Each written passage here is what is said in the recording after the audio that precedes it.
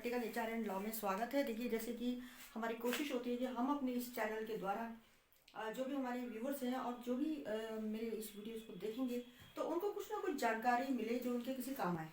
तो इसी संदर्भ में, इसी कनेक्शन में आज हम बातचीत करते हैं जो एक बहुत इम्पोर्टेंट टॉपिक है वो ये है कि काफ़ी युवाओं का सपना होता है, इवन जो कॉलेज से पास आउट हैं, जो कंटिन्यूसली तैयारी भी कर रहे हैं कुछ वर्षों से, कुछ महीनों से, तो उनमें से काफ़ी युवाओं का जो है मेल का फीमेल का दोनों का एक थोड़ा सा लक्ष्य होता है कि हम एक government job, suitable government job को सर्च करें। हालांकि मैं अगर आज के दौर में बोलूँ तो ये एक बहुत बड़ा सपना है जिसके लिए बहुत मेहनत की, कंसंट्रेशन की ज़रूरत होती है। ऑब्वियसली हमें कुछ पाना होता है तो हमें काफ़ी कुछ त्यागना भी होता है। तो अगर हम देखिए हिम्मत रखते हैं, हम सहनशील हैं, हम कुछ त्याग भी सकते हैं, तभी हम किसी उद्देश्य को पा सकते हैं और उसके बाद ज़िंदगी बहुत सहज हो जाती है।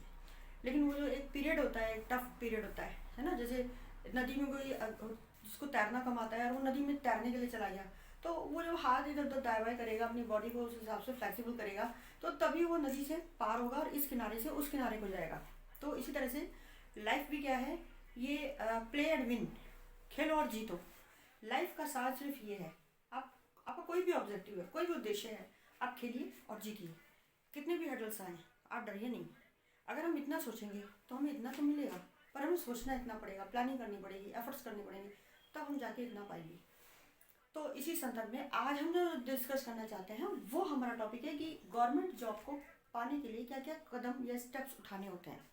देखिए, काफ़ी युवा ऐसे होते हैं जैसे उनको जब वो पास आउट होते हैं या फिर हम अपने दिमाग में एक सेटअप बना लेते हैं कि मेरे को सपोज़ करिए मैंने एक ए टाइप की जॉब में जाना है, मैंने बैंक में जाना है, मैंने बैंकिंग की तैयारी करनी है या मैंने पीसीएस आईएएस की करनी है। तो ठीक है, तो सबसे पहले तो क्या होता है, हमें अपनी थोड़ा सोचने का स्कोप थोड़ा बढ़ाना पड़ेगा। ठीक है, स्कोप कैसे बढ़ता है कि मैं अगर कोचिंग कर रही हूँ या मैं सेल्फ स्टडी कर रही हूँ या मैं नोट्स से पढ़ रही हूँ या मैं बुक्स से पढ़ रही हूँ या मैं प्रैक्टिस से पढ़ रही हूँ, तो मेरे को एक अपना टारगेट या ऑब्जेक्टिव बनाना होता है। ऑब्जेक्टिव में there are various types of job, government job. अब आप कहेंगे जी हमें तो पता ही नहीं लग पाता कि फॉर्म्स कब आते हैं, मैं तो बैंक की कोचिंग कर रहा हूँ, बैंकिंग के फॉर्म ही भर पाता हूँ, ज़्यादा से ज़्यादा पीसीएस और आईएएस के भर लेता हूँ। हाँ जी, सबसे पहले आपने जो एक गवर्नमेंट जॉब का टारगेट बनाया है ना, तो उसमें आप थोड़ा सा स्कोप बढ़ाइए। ठीक है, मैंने कोचिंग की, कोचिंग में मेरा सब्जेक्ट है, रीजनिंग है, अर्थमेटिक है और लैंग्वेज है, हिंदी और इंग्लिश। मेनली हर हर जॉब के लिए यही बेस होता है। चाहे मैं आईएएस की बात करूं, चाहे मैं पीसीएस की बात करूं, चाहे मैं बैंकिंग की बात करूं, चाहे मैं किसी मैनेजमेंट की बात करूं, मैं एसएससी की करूं या मैं किसी भी जॉब की बात करूं, तो जो एक बेस आता है उसमें क्या होता है, जनरल अवेयरनेस, जिसमें आपको इंडियन हिस्ट्री, जोग्राफी है ना, और जिस स्टेट के लिए हम दे रहे होते हैं वहाँ का थोड़ा जोग्राफिकल नॉलेज, वहाँ की कुछ खूबियाँ, इंडस्ट्रीज़, वहाँ के कल्चर, वहाँ का कोई ऐसा इवेंट, वहाँ की कुछ स्पेशल पॉलिसी, कोई स्पेशल व्यक्ति है जिसको कोई अवार्ड मिला है ना, कोई ऐसी सेलिब्रिटी है, तो वो थोड़ा थोड़ा सा नॉलेज भी होता है। मेन बेस क्या है, Indian history, geography, political science, sociology, civics, कुछ स्पोर्ट्स एंड गेम्स, कुछ जनरल अवेयरनेस या करंट अफेयर्स। एक तो हमारा ये पार्ट होता है। एक हमारी रीजनिंग होती है, वर्बल नॉन वर्बल। वो रीजनिंग हम प्रैक्टिस से आसानी से सीख सकते हैं। ठीक है, नेक्स्ट आता है हमारा अपना अपना खुद का सब्जेक्ट। तो देखिए, सबसे ज़्यादा कॉन्फिडेंट जो हमको होता है, we are too much confident on our own subject, जिसका जो भी होता है, जो साइंस से है, मैथ से है, पीसीएम से है, पॉलिटिकल साइंस से है, जोग्राफी से, सोशोलॉजी से, हिस्ट्री से, तो हर व्यक्ति को अपने सब्जेक्ट पे वैसा कॉन्फिडेंट होता है। यस, होना भी चाहिए। और दूसरा एक नेक्स्ट आएगा आपका अर्थमेटिक, ज्योमेट्री। अर्थमेटिक की तैयारी आप कर सकते हैं, बाज़ार में काफ़ी कॉम्पिटिशन की बुक्स आती हैं। ठीक है, और साथ में रीजनिंग आपको प्रैक्टिस से आएगी, वर्बल एंड नॉन वर्बल। अब हम जो बात की, तो हमने एक बेसिक तैयारी की बात की, हम कोचिंग भी करते हैं। ठीक है, कोचिंग में क्या होता है, अगर आप कोचिंग जा रहे हैं करने, तो आपको कुछ प्रैक्टिस भी होनी चाहिए। नहीं तो आप कोचिंग में जाएंगे, जो आप कोचिंग में पढ़ रहे हैं, अगर आपको 100 पढ़ाया जाता है तो आप उसमें से 20 या 25 ही गेन कर रहे हैं। लेकिन अगर आप कुछ पढ़ के जाएंगे, कुछ अपनी सेल्फ की तैयारी आपकी होगी, कुछ आपका बेस तैयार होगा, अगर आप कोचिंग में जा रहे हैं, देन इवन आप जो कोचिंग दे रहे हैं उनसे भी क्रॉस क्वेश्चन करके जानकारी ज़्यादा से ज़्यादा ले सकते हैं। या आपके साथ बैठे हुए स्टूडेंट या एस्पिरेंट्स जो हैं, अगर वो कोई बात पूछ रहे हैं, कोई टॉपिक पूछ रहे हैं, तो आप उससे बहुत कुछ गेन कर सकते हैं। कोचिंग का फ़ायदा देखिए अधिकतम तभी होता है जब हमारा कुछ बेस हो, कुछ बेसिक्स हमारे क्लियर हो। ठीक है, तो ये तो हमने आपको एक जनरल एक प्लेटफॉर्म बताया कि जिस प्लेटफॉर्म पे सबसे बड़ी बात है, आप कभी भी ये ना सोचें कि मैं ये काम कर नहीं सकता, मैं ये नहीं कर सकती, मेरी अंग्रेज़ी कमज़ोर है, मेरी गणित कमज़ोर है, मेरे को हिंदी कमज़ोर है, मैं बोल नहीं सकती 4 लोगों में, मैं एक लड़की हूँ इसलिए मेरी हिम्मत नहीं हो रही है, मैं छोटे शहर की हूँ, मैं बड़े में नहीं जा सकती, वहाँ तो सब इंग्लिश ही बोली जाती है तो मैं इंग्लिश कैसे समझूंगी, या इतने सारे बच्चे आते हैं भाई कैंडिडेट्स, तो मैं उसमें से कैसे सेलेक्ट होंगी, कंपटीशन बहुत टफ है, मेरी रीजनिंग ख़राब है तो मेरे मार्क्स ही नहीं आएंगे, अरे मेरे को नेगेटिव मार्किंग की प्रॉब्लम है, मैं कंफ्यूज हो जाती हूँ, चार चार ऑब्जेक्टिव जो आंसर्स होते हैं उसमें किस में टिक लगाऊँ। नहीं, आप इस सब जो आपको एक वहम है, जो आपको एक गलत फहमी है, अगर आपको ऐसा कुछ है, नेगेटिव सोच है, उसको आप क्लियर कीजिए। आप सब कुछ कर सकते हैं लेकिन अपनी सोच को आप पॉजिटिव रखिए। दूसरी बात, अगर 1 साल मैंने तैयारी की, 6 महीने, 1 साल, 1.5 साल मेरा काम नहीं हुआ तो मुझे घबराना नहीं है। आप पॉजिटिव सोचिए, आप प्रयास जारी रखें, आप बीच में नहीं रुकें तो ऑब्वियसली कुछ ना कुछ आपको मिलेगा। काफ़ी कैंडिडेट्स हताश हो जाते हैं। ठीक है। दूसरा, लाइफ में कितने स्टेप्स आए, अप आए, डाउन आए। मान लीजिए आपकी मैरिज हो गई, आपकी फैमिली बढ़ गई, आपने सोचा मैं नहीं कर सकता क्योंकि मेरे पास फैमिली है, ऐसा नहीं है। आपने देखा होगा कितनी मैरिड मेल और फीमेल हैं जिनके पास बच्चे भी हैं और वो भी IAS PCS में, आप देखते होंगे सोशल मीडिया में इतने बड़े बड़े एग्ज़ाम्स क्लियर करते हैं वो, है ना। कई बार आप सोचें मेरे पास रिसोर्सेज नहीं है, मैं बुक्स नहीं ला सकता, इतनी महंगी महंगी बुक्स हैं, मेरे को बड़े शहर जाना पड़ेगा किताब के लिए, लाइब्रेरी जाना पड़ेगा। नहीं, आप देखिए, इवन आप देखेंगे कि जो मेहनत करते हैं वो चाहे कितने भी किसी भी समाज के किसी भी हिस्से से आते हैं, किसी भी कल्चर से आते हैं, किसी भी लैंग्वेज से आते हैं, किसी भी सोच से आते हैं, लेकिन अगर वो कंटिन्यूस प्रयास करते हैं तो अब हम देखिए इंटरनेट के ज़माने में रहते हैं, सोशल मीडिया के ज़माने में रहते हैं, तो आप आपकी अपनी सोच है, आप कभी पीछे नहीं कर सकते, आप सफल जरूर होंगे। आप अपने दिमाग से ये सब हटा दीजिए। ठीक, तो आज हम आपको कुछ स्टेप्स बताते हैं कि गवर्नमेंट जॉब की तैयारी कैसे करते हैं। सबसे पहले आप अपना टारगेट बनाइए।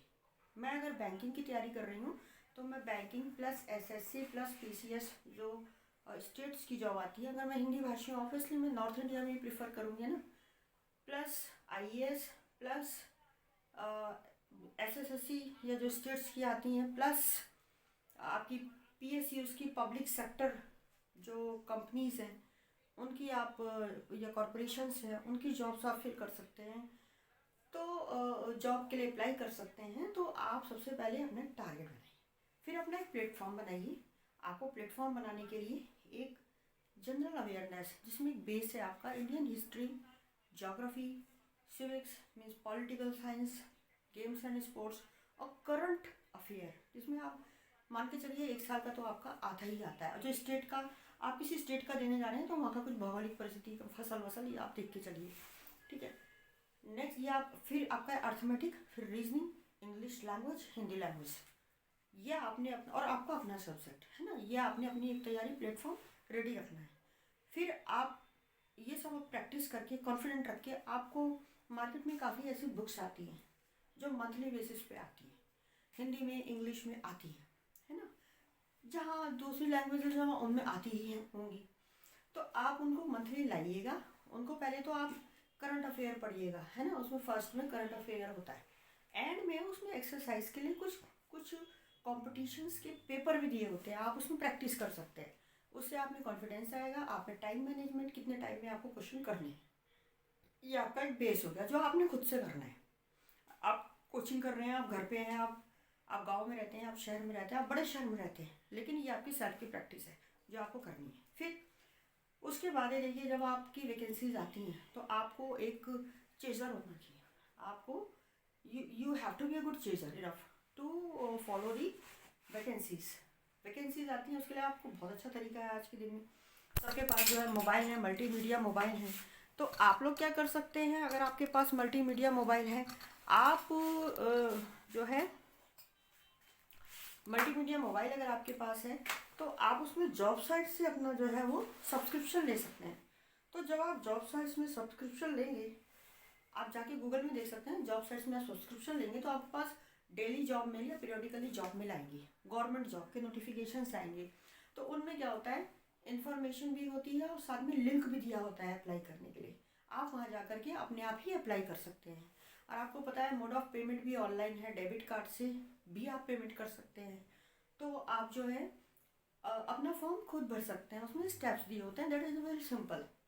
बट फॉर्म भरने के लिए आपके पास सॉफ्ट कॉपी कुछ डेटास की होनी चाहिए। आज के दौर में मैं कहूँ 90% जो फॉर्म्स आते हैं वो ऑनलाइन आते हैं।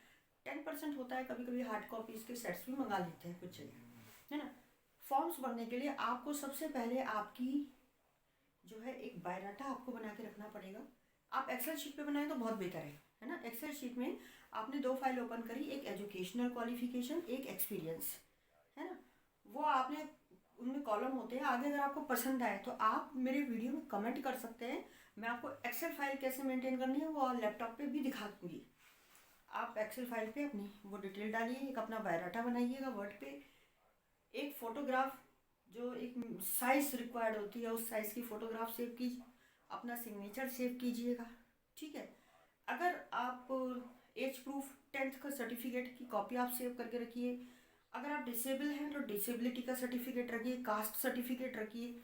और तो ये आपको एक फाइल फोल्डर बना के रखना है गवर्नमेंट जॉब के लिए, ठीक है। जब आप फॉर्म भरेंगे, है ना, बैंक अकाउंट डिटेल वगैरह आप अपनी, आपका नाम क्या है, किस में है, और IFSC कोड और एड्रेस, ये सब आप सारा एक्सेल शीट पे बनाइए। अब आपने लिंक, जॉब साइट में आपने सब्सक्रिप्शन किया है, मान लीजिए आज SBI की स्पेशलिस्ट ऑफिसर की जॉब आई, आपने उसको पढ़ा, अगर आपको लगा कि एज, आपकी क्वालिफिकेशन, अनुभव मैच करता है, आप एक सुटेबल कैंडिडेट से रखते हैं उस पोस्ट के लिए, फिर आप नीचे उनका नोटिफिकेशन पढ़िए, फिर आप उनकी डेट की जो लिमिट है उससे पहले आप अपना लिंक दिया है उसको ओपन करें, अपना फॉर्म फिल करें। अगर आपकी एक्सेल शीट भी तैयार है तो इधर से आपने एक्सेल में कट पेस्ट कर लिया, कट पेस्ट नहीं किया तो वहाँ से डिटेल आपको दिख रही है, किस साल में आपने 10th किया, क्या क्या सब्जेक्ट है, कितने % है, तो वो सारा आपका कट पेस्ट हो गया। सबसे पहले जब फॉर्म भरते हैं उसमें आपको सबसे पहले पर्सनल डिटेल, आप डिसेबल हैं, आपका कास्ट है, कौन सा है, क्या, अगर स्पेशल कैटेगरी में आते हैं आपकी वो डिटेल, फिर आपकी वो एजुकेशनल डिटेल मांगेगा, फिर आपकी एक्सपीरियंस की डिटेल मांगेगा, फिर आपके वो अपलोड कराएगा, फ़ोटो अपलोड कराएगा, एज प्रूफ यानी 10th का सर्टिफिकेट अपलोड कराएगा, फिर आपकी जो है वो डिसेबिलिटी या कास्ट का सर्टिफिकेट है वो अपलोड कराएगा, है ना। फिर आपने क्या करना है, अपनी एजुकेशनल मतलब मार्कशीट और सनद यानी सर्टिफिकेट, उनकी सीक्वेंस में एक फ़ाइल आपने PDF में लिमिटेड साइज में वो आपने सेव करके रखनी है, एक एक्सपीरियंस की सेव करके रखनी है, एक अपने आधार कार्ड की कॉपी रखनी है, पैन कार्ड की कॉपी रखनी है ना, फ़ोटो और सिग्नेचर। अब हमने फटाफट वहाँ से उठा के फाइल अटैच कर दी, फिर बाद में वो आपको कहेगा आप इसको प्रीव्यू कर लीजिए एप्लीकेशन फॉर्म को, आपने चेक कर लिया, सिग्नेचर भी लोड कर लिया, फ़ोटो जो भी रिक्वायरमेंट है, फिर आपने उसको बटन दबाया, फिर वो फीस मांगेंगे, आपने फ़ीस पे मोड में जाके क्लिक करा, डेबिट कार्ड या आपका जो भी सिस्टम आपके पास अवेलेबल है ऑनलाइन, आप उससे फ़ीस डिपॉजिट कर सकते हैं, फिर आपका आ जाएगा सक्सेसफुली फॉर्म फिलअप। ये होती है फॉर्म भरने की तरीका। हमने पहले आपको बताया प्लेटफॉर्म आप अपना तैयार करें, फिर फॉर्म ऑनलाइन आप कैसे करें, कैसे आप अवेयर रहें, ऑनलाइन अवेयर रहें, फिर फॉर्म भरें ऑब्वियसली। फिर देखिए आपको पता है इस एग्ज़ाम कब होगा, आपने नोटिफिकेशन में पढ़ लिया, आप उस फाइल बनाइएगा।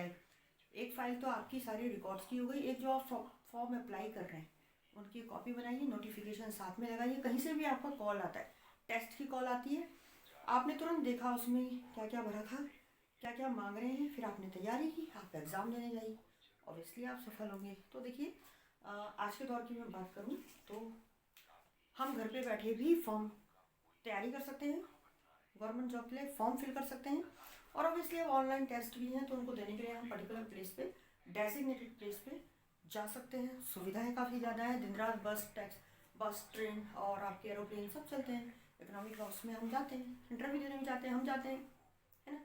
तो प्रयास करेंगे, सफलता जरूर मिलेगी, घबराए नहीं। हाँ, अगर किसी, ये तो मैंने इन शॉर्ट आपको बताया है, तो अगर किसी व्यूअर को कोई और जानकारी लेनी हो इस संबंध में तो मुझसे कमेंट सेक्शन में ले सकते हैं।